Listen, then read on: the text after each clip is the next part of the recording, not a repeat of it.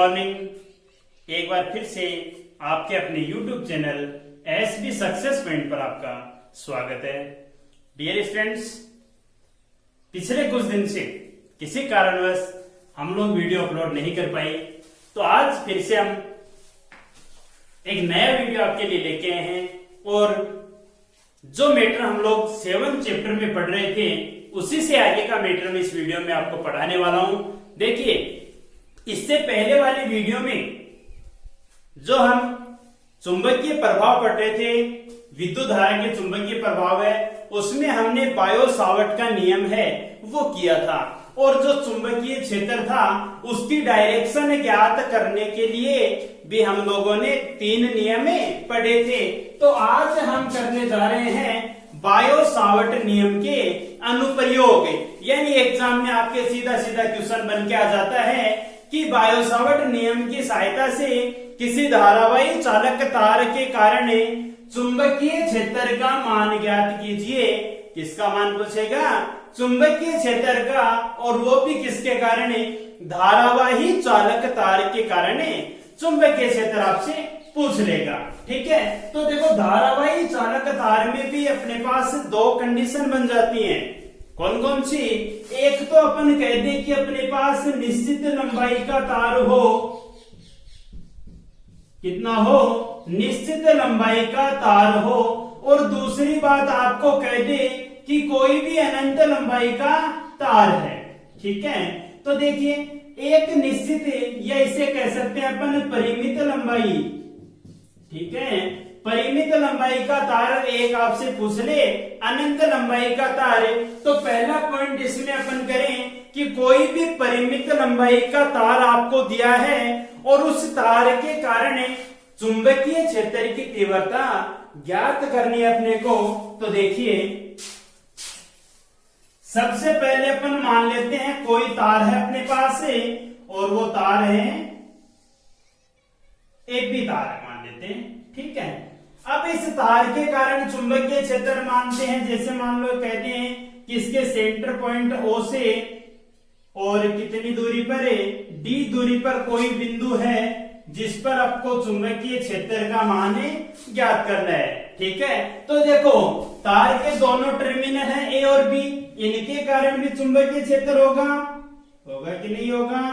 तो ये कह देते हैं इसके कारण है, और ये हो गया इसके कारण। ठीक है ना, और ये डिस्टेंस मान लेते हैं अपन कितनी है, चलो इसको रहने दो, दूसरे मान लेते हैं अपन। अब तार के कारण अपन कहें कि बिंदु P पर चुंबकीय क्षेत्र का मान ज्ञात किया अपने साथ में, तो इस तार के कारण, टोटल तार के कारण तो एक साथ हम नहीं ज्ञात कर सकते, तो क्या कर लेते हैं, कोई भी एक अल्पांश मान लेते हैं। मान ले अपन ये अल्पांश अपने पास है जिसकी मोटाई कितनी है, dl है। ठीक है, और उस अल्पांश का सेंटर पॉइंट ये है जिसे हम इंडिकेट करते हैं, अल्पांश की मोटाई कितनी है, dl है, और इस सेंटर पॉइंट को मैं इंडिकेट कर दूं किससे, O डैश से। ठीक है, और ये अल्पांश से इस तार का जो सेंटर पॉइंट है उससे अपन दूरी मान लेते हैं, कितनी दूरी पर विद्यमान है, L दूरी पर विद्यमान है। तो देखो, अल्पांश के कारण भी बिंदु P पर चुंबकीय क्षेत्र की तीव्रता होगी।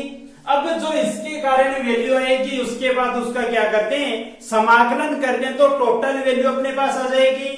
ठीक है, तो इसके कारण मान लेते हैं कि चुंबकीय क्षेत्र है, और वो भी डिस्टेंस कितनी मान लेते हैं, R मान लेते हैं। अब आपको पता है कि बायो सावर्ट नियम में हम लोगों ने लिखा था, तो उसमें भी एक तार पर अल्पांश माना था और अल्पांश के कारण चुंबकीय क्षेत्र ज्ञात किया था। ठीक है ना, तो आपको पता है कि अल्पांश के कारण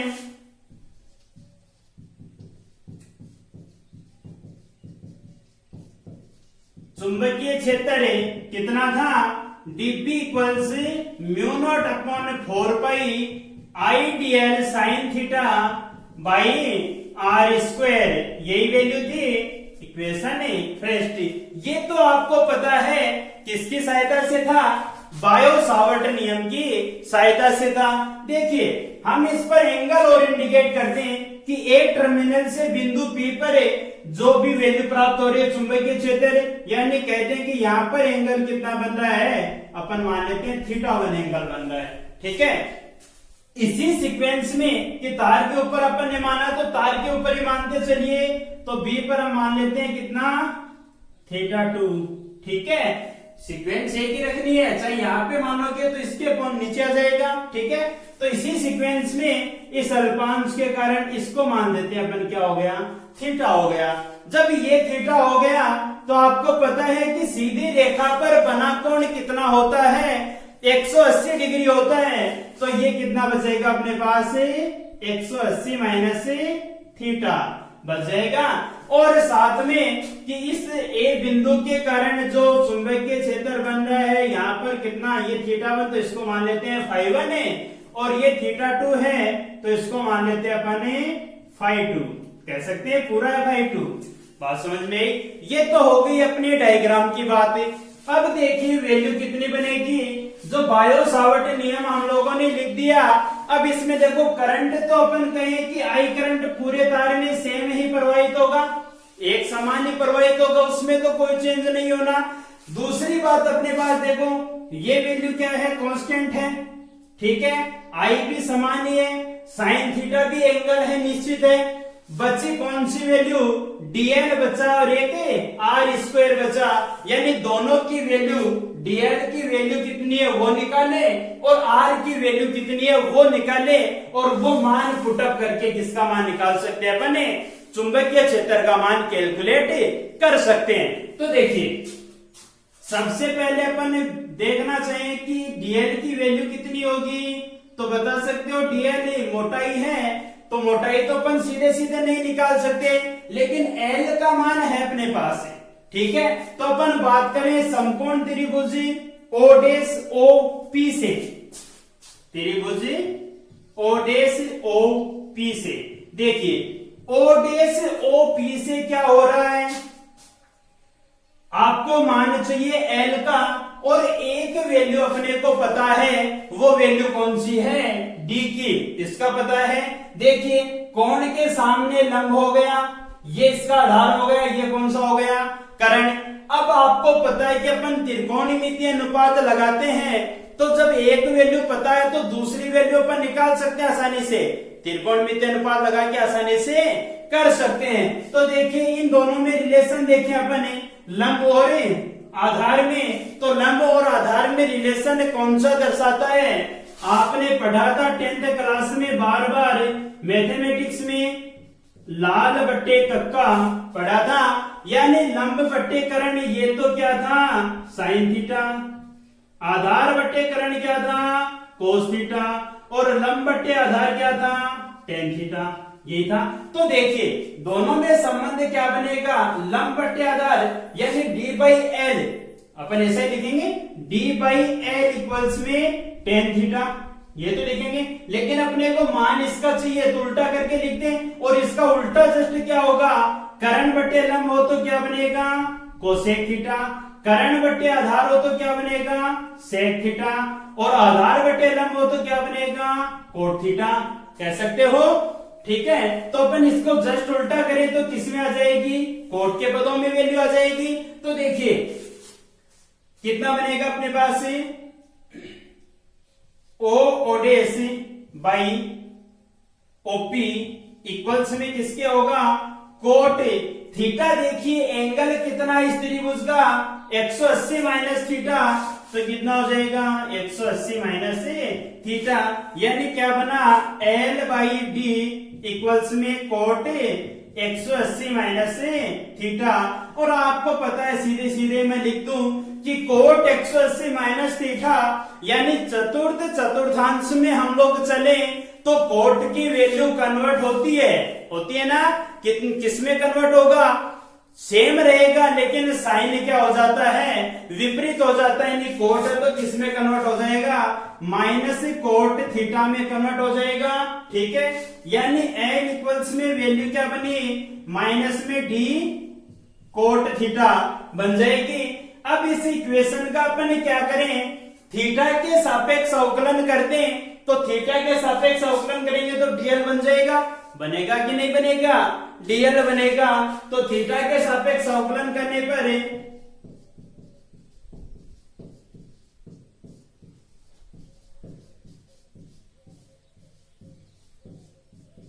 अवकलन कीजिए, कितना बनेगा देखो, dl by D theta equals में इधर कितना आ जाएगा, d बाई डी थीटा और d कोट थीटा है ना, तो कितना बन जाएगा देखो, इसे लिखोगे आप d कोट थीटा, ये d तो कांस्टेंट है तो बाहर रह जाएगा, यानी dl by D theta minus d तो कांस्टेंट है और कोट थीटा का अवकलन क्या होता है, माइनस कोसेक स्क्वायर थीटा, कितना होता है माइनस का कोसेक स्क्वायर थीटा, तो d तो साथ में है और ये किसका आ जाएगा माइनस का कोसेक स्क्वायर थीटा, यानी dl बाई डी थीटा किसके बराबर होगा, माइनस माइनस प्लस, यानी d कोसेक स्क्वायर थीटा बनेगा, और dl है वो किसके बराबर हो जाएगा, d कोसेक स्क्वायर थीटा और साथ में कितना आएगा d थीटा। ये बन गई अपने पास समीकरण 2। ठीक है, अब देखिए ये तो एक वैल्यू आ गई dl की, दूसरा मान किसका चाहिए अपने को, r स्क्वायर का, यानी r का मान कैलकुलेट करें तो इसी डायग्राम की बात करें तो देखो रिलेशन अब किस में निकालें, इन दोनों में निकालेंगे, r और d में। अब देखो r और d में रिलेशन कौन सा, ऊपर अपने को r रखना है तो r बाई डी करें तो यानी क्या हो गया, कर्ण बटे लंब हो गया, और कर्ण बटे लंब ये रहा किसके हो जाएगा, कोसेक थीटा में। ठीक है, तो लिख दो ऐसा सीधे सीधे ही कि पुनः त्रिभुज OD से OP से, ठीक है, क्या बनेगा देखो, r बाई डी इक्वल से किसके होगा, कोसेक 180 माइनस थीटा, ये बनेगा। और यहां से आपको पता है कि कोसेक, जब कोसेक चतुर्थ चतुर्थांश में होता है तो उसके मान में कोई परिवर्तन नहीं होता, यानी वैल्यू सेम ही रहती है, तो कितना हो जाएगा, कोसेक थीटा बन जाएगा, यानी वैल्यू क्या है अपने पास, r इक्वल्स में d कोसेक थीटा, ये आ गया अपने पास इक्वेशन थर्ड बन गई, यानी दोनों वैल्यू आ गई, dl की भी आ गई और r की वैल्यू आ गई। करना कुछ भी नहीं है, dl की वैल्यू r की वैल्यू किसमें पुट कर दो, इक्वेशन फर्स्ट में पुट कर दो। बात समझ में नहीं इतनी तो आपके, थोड़ा सा इसको ध्यान से पढ़ोगे तो आसानी से समझ में आ जाएगा, और एग्जाम की दृष्टि से अच्छा क्वेश्चन बनता है, इंपॉर्टेंट पॉइंट है अपने पास। तो देखिए समीकरण 2 व 3 से मान समीकरण 1 में रखने पर, एक में पुटअप कीजिए, देखो कितना बनेगा, dp equals mu naught by 4 pi I, dl की जगह रखिए d कोसेक स्क्वायर थीटा और साथ में कितना है साइन थीटा। ठीक है, और कोसेक स्क्वायर थीटा और d थीटा भी है साथ में, तो ये लगा दिया हमने d थीटा। ठीक है, अपॉन में r स्क्वायर की वैल्यू कितनी बन जाएगी, d square cosec square theta, क्योंकि r का मान है d कोसेक थीटा, तो r स्क्वायर कितना हो जाएगा, d square cosec square theta बन जाएगा। d से d एक कैंसिल, कोसेक स्क्वायर थीटा से कोसेक स्क्वायर थीटा कैंसिल। ठीक है, तो देखिए कितनी वैल्यू बची अपने पास, db इक्वल से mu not upon 4 pi I sine theta d theta by कितना है d है। ठीक है, बात समझ में इतनी। ये तो आ गया जो हमने अल्पांश माना था, उसके कारण बिंदु P पर चुंबकीय क्षेत्र अपने को चाहिए क्या, संपूर्ण धारावाही तार के लिए चाहिए अपने को, तो संपूर्ण धारावाही तार के लिए कितना हो जाएगा, देखो संपूर्ण धारावाही चालक तार के कारण चुंबकीय क्षेत्र, देखिए कितना बनेगा, क्या करें हम इसका इंटीग्रेशन कर दें, समाकलन कर दें, तो समाकलन करेंगे तो कितना बनेगा, देखो integration db equals mu naught constant है, म्यू नॉट अपॉन 4 पाई आई और d भी कांस्टेंट है, इंटीग्रेशन किसका होगा, साइन थीटा और डी थीटा का। अब अपने को क्या पता लगा कि संपूर्ण तार हो गया।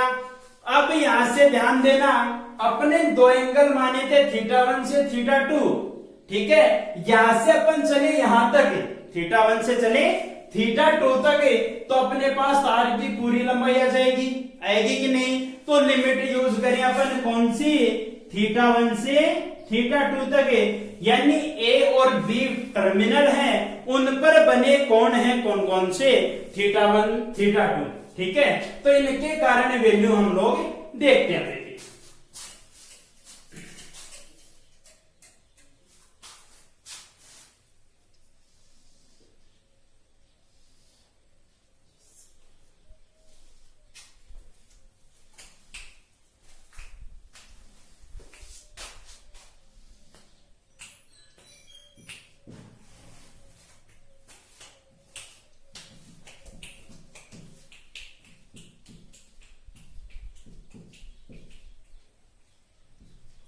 डायग्राम एक बार अपने को पुनः चाहिएगा, ठीक है ना। तो देखो कितनी वैल्यू बनेगी यहां से,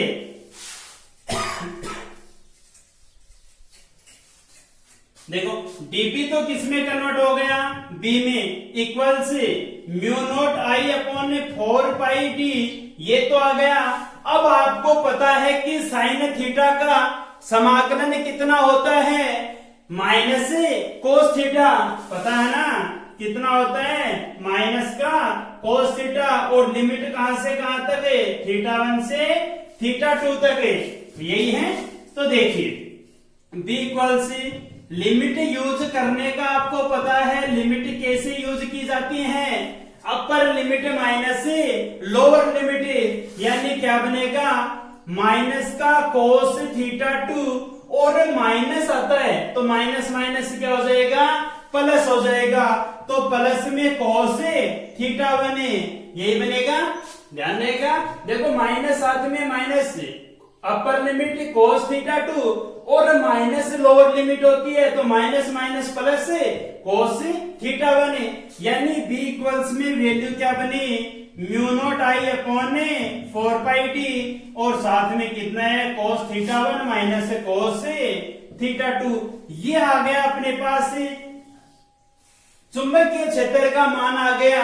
लेकिन अभी भी थोड़ा सा काम अधूरा है। क्यों है अधूरा, ये अभी तक अपने पास इन एंगल के पदों में आया है। अपने पास तो एंगल देखो इस टर्मिनल पे φ1 φ2 बन रहे हैं, तो उनके पदों में हम वैल्यू कैलकुलेट और करना चाहें तो देखिए, सबसे पहले अपन इस त्रिभुज की बात करें, OPA या AOP से, तो त्रिभुज AOP से ध्यान देना, देखो त्रिभुज AOP से आप क्या कहोगे, ये एंगल 90 डिग्री है कि नहीं। और आपको पता है कि त्रिभुज के तीनों कोणों का योग कितना होता है, 180 होता है कि नहीं। तो यहां से देखो θ1 और φ1 है, ये तो 90 आ गया, तो इन दोनों का योग 90 के बराबर ही बचेगा, है कि नहीं।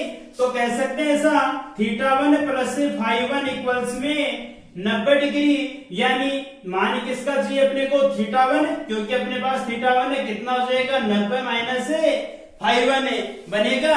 दूसरा देखो, इस त्रिभुज से आओ, त्रिभुज BOP से, BOP में देखो आपने एक चीज अच्छे से पढ़ी है, ये कोण तो 90 डिग्री है ये अपने पास से। आपने पढ़ा है कि त्रिभुज के दो अंतः कोणों का योग उसके तीसरे टर्मिनल पर बने बहिष कोण के योग के बराबर होता है, पढ़ा आपने। तो यहां से कह सकते हो, देखो 90 और φ2 तीसरे टर्मिनल पे, ये टर्मिनल मत देखना, समकोण त्रिभुज वाली बात करें अपन BOP की, ठीक है। तो कितना हो जाएगा, 90 प्लस φ2 किसके बराबर होगा, θ2 के, यानी θ1 की वैल्यू आ गई, θ2 की वैल्यू आ गई। तो देखिए कितना मान बनेगा, पुटअप कीजिए समीकरण में, तो B इक्वल्स μ0I/4πd कोस θ1 की जगह पुटअप कीजिए 90 माइनस φ1 है, 90 माइनस φ1 है, और माइनस कोस φ2 की वैल्यू पुटअप कीजिए, φ2 कितना है, सॉरी θ2 कितना है, 90 प्लस φ2। अब आपको पता है कि प्रथम चतुर्थांश में चले तो cos 90 माइनस 5 है उसकी वैल्यू में कोई परिवर्तन नहीं होता, यानी b इक्वल से कितना बनेगा mu naught I upon 4πd, और ये तो वैल्यू किसकी हो गई, सेम ऐसा का ऐसा रहेगा। cos 90 माइनस 5 किस में कन्वर्ट होता है, साइन में कन्वर्ट होता है, तो ये तो कितना हो गया साइन 5 है, और माइनस cos 90 प्लस 5 है, यानी 90 माइनस है वो तो साइन में कन्वर्ट हो गया, तो यहाँ पे साइन जब प्लस का आ गया तो ये किस में कन्वर्ट होता है, माइनस साइन में कन्वर्ट होता है, तो माइनस में ये कन्वर्ट होगा, अगर माइनस पहले से है तो क्या हो जाएगा प्लस से, और साथ में क्या आ जाएगा साइन 5। ये वैल्यू आएगी किसके लिए, परिमित लंबाई के सीधे धारावाही चालक तार के कारण किसी बिंदु पर चुंबकीय क्षेत्र की तीव्रता। ठीक है, आई बात समझ में। ये तो हो गया अपना इतना काम, ये तो हो गई अपनी पहली कंडीशन है। अब अपन यदि दूसरे की बात करें तो ध्यान देना, इसी में आपको मैं बताऊं कि दूसरी कंडीशन अपने पास यदि है कि कोई भी अनंत लंबाई का तार है, कोई भी अनंत लंबाई का, इसको मैं फिर से एक इक्वेशन दे देता हूं 1 नंबर अपनी सुविधा के लिए। दूसरी बात आपको कहे अनंत लंबाई का तार है, यानी अनंत लंबाई के तार के कारण चुंबकीय क्षेत्र कितना होगा, तो ध्यान देना, देखो अनंत लंबाई का तार है तो ये कितना भी हो सकता है, अपने को नहीं पता, इसके कारण बिंदु डी पर है या पी पर है चुंबकीय क्षेत्र की तीव्रता ज्ञात करनी है। तो देखो तार की लंबाई अनंत है तो इस बिंदु पर एंगल भी कितने बनेंगे 90 डिग्री बनेंगे, यानी कितनी भी लंबाई हो सकती है, अपने को क्या पता है अनंत लंबाई है तो एंगल कितने बनेंगे यहाँ पर 90 डिग्री, दोनों एंगल 90 डिग्री।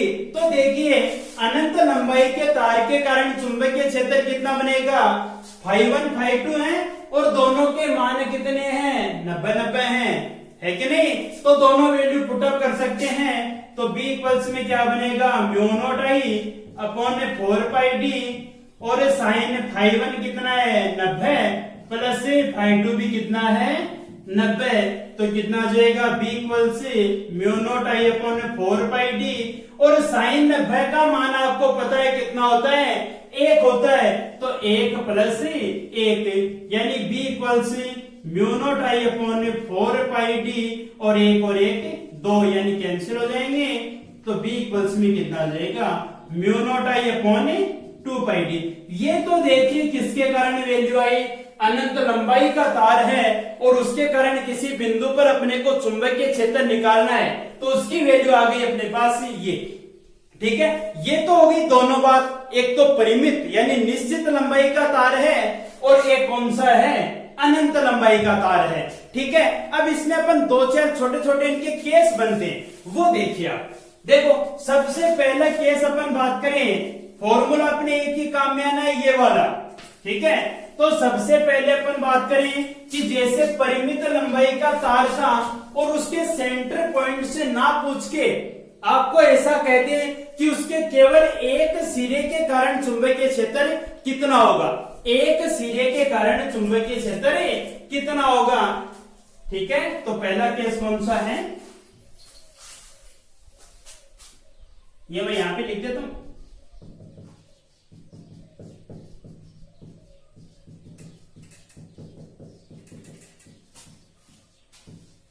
ठीक है, तो पहला केस अपने पास बन गया परिमित लंबाई के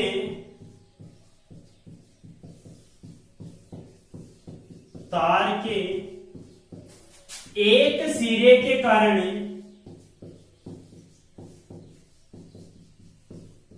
चुंबकीय क्षेत्र, परिमित लंबाई के तार के एक सिरे के कारण चुंबकीय क्षेत्र। तो देखिए जैसे मान लो यही तार अपने पास ए बी, ठीक है, और ये अपने पास कि इससे एक सिरे से निकाले, चाहे इससे निकाले चाहे इससे निकाले। ठीक है, तो एक सिरे के कारण यानी इस बिंदु पर मान लो डी दूरी पर बिंदु है, इस पर अपने को चुंबकीय क्षेत्र चाहिए। तो देखो चुंबकीय क्षेत्र चाहिए तो कितना आएगा, ये तो बनेगा, ए कितनी कुछ बनेगा अपने पास, यानी एंगल क्या बन गया, फाई।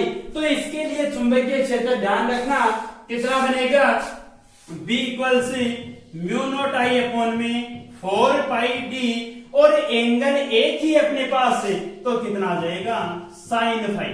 ठीक है, दोनों एंगल की जगह कितना, एक ही एंगल बना अपने पास है तो कितना आ जाएगा, साइन फाई आ जाएगा।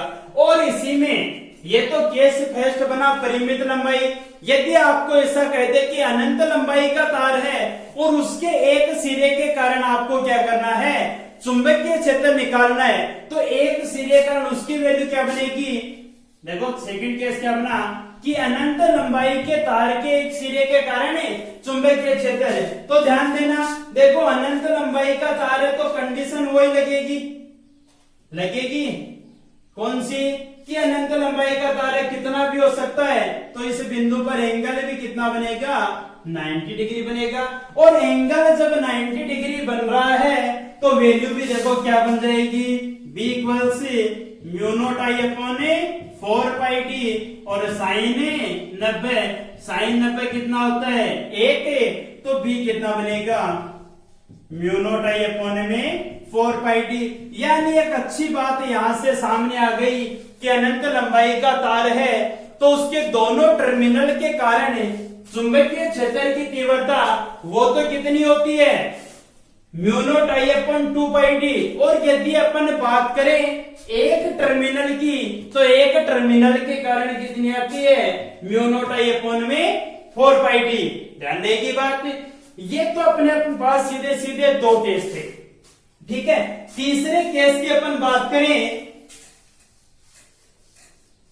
कि यदि आपको ऐसा कह दे कि दोनों एंगल φ1 और φ2 दोनों क्या हैं, बराबर हैं, φ1 बराबर φ2, वो भी किसके, फाई के। तो चुंबकीय क्षेत्र कितना बनेगा, B इक्वल से mu naught I upon 4 pi D, और साथ में कितना है, sine phi plus sine phi, यही बनेगा। तो B इक्वल से mu naught I by 4 pi D, और ये कितना हो जाएगा, 2 साइन फाई, यानी 2 कैंसिल, तो B इक्वल्स में कितना बनेगा, mu naught I upon 2 pi D, और साथ में कितना है, साइन फाई है। ये किसके कारण आ गई बात है, जब दोनों कोण आपको बराबर दें और वो भी किसी एक एंगल के बराबर ही हैं, तब वैल्यू कितनी आ जाएगी, म्यू नॉट आई अपॉन में 2 पाई डी साइन फाई। ठीक है, एक केस अपन बात करें कि इसके अक्षीय स्थिति की बात करें, तार के अक्षीय स्थिति पर चुंबकीय क्षेत्र,